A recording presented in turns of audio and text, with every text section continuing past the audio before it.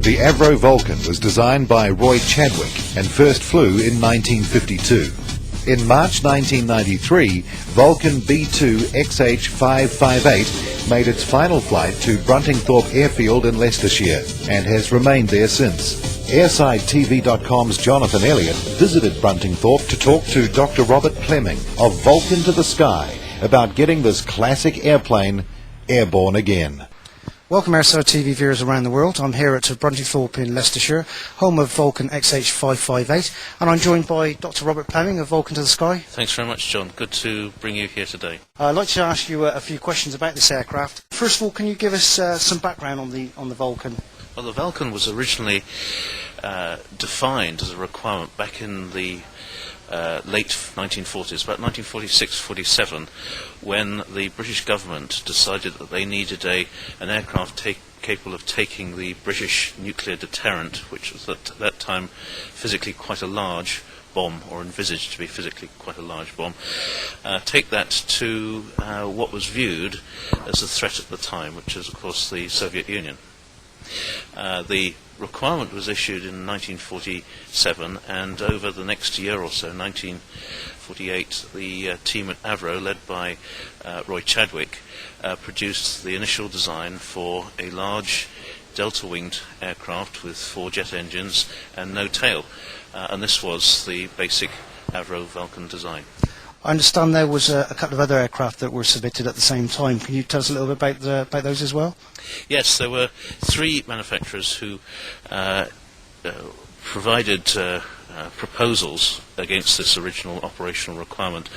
Handley Page, who designed the Victor, and Vickers, who designed the Valiant. And these 3 aircraft, the Valiant, Victor and the Vulcan, made up the V-Force, the RAF's strategic bomber fleet.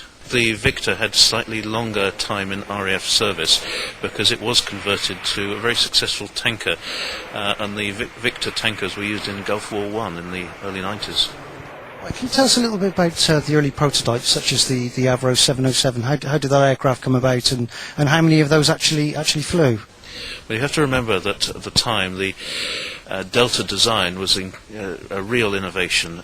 There were very little technical data on the performance of such designs, either at low speed or at high speed.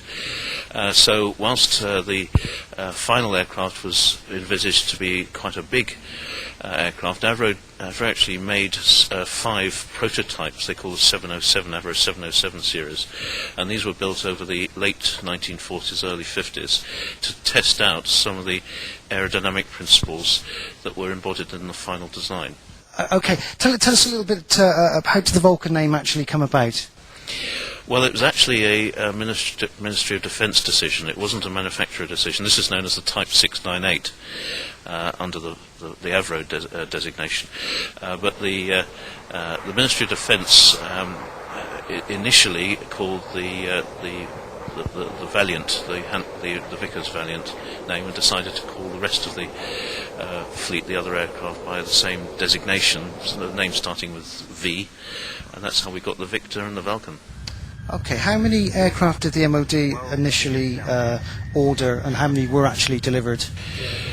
Well, the initial order was, I think, for about 80 aircraft, but over the lifetime of the design, a total of 134 were made of the Vulcan.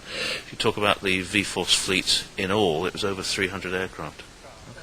I understand that the RAF had a setback with their first Vulcan that entered service. Could you tell us a little bit about that?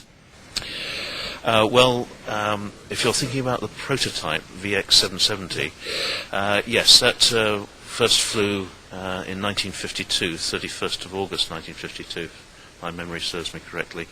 And over the following years, it was used as a development platform.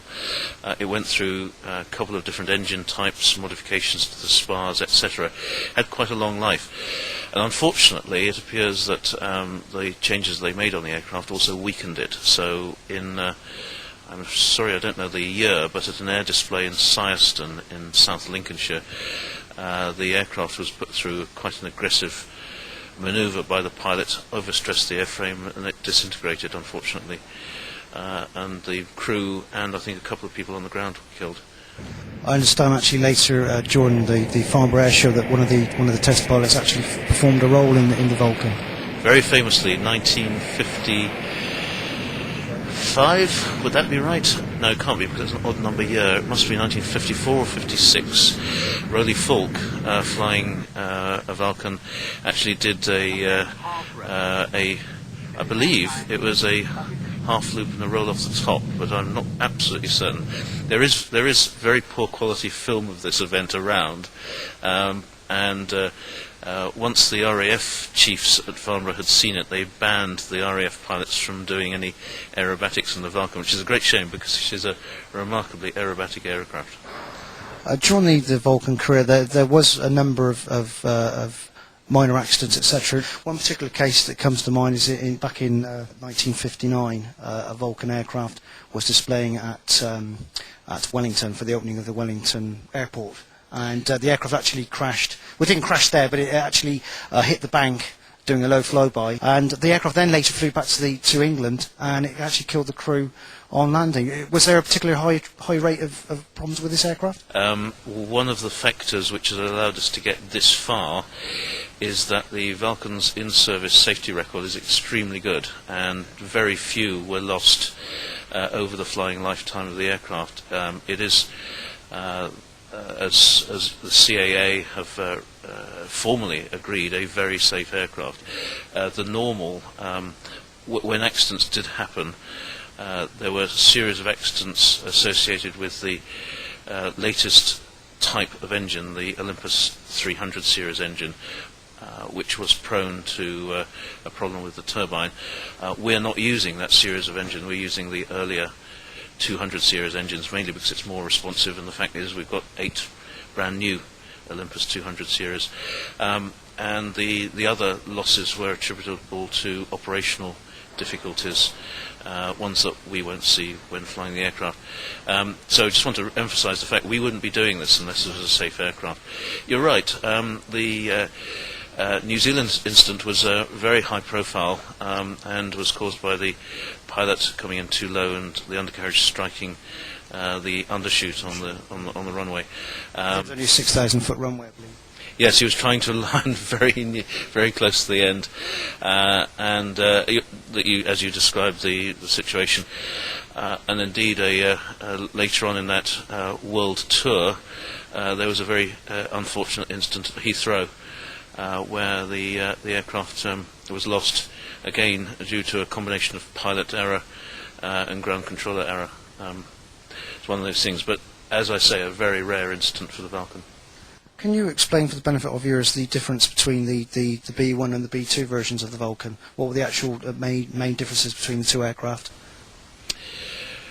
Quite significant. The B1 wing had a different profile, slightly straighter. The major differences from an engineering viewpoint involved, again, the engines, the fact that the aircraft's electrical power supply was completely redesigned for the B2. I'm not sure if your viewers will know, but this is actually an electrically powered aircraft. All of the flying controls are powered by electricity. It's not quite fly-by-wire, but it's power-by-wire. It's crewed by five people, is that correct? Yes, 2 pilots, two navigators, and the air electrical officer. Being an electrical aircraft, it was very important that the engineer on board knew how to deal with situations such as loss of an alternator or whatever. But yeah, crew of 5. The original role of the Vulcan was a nuclear delivery platform, and over its life, its role changed quite differently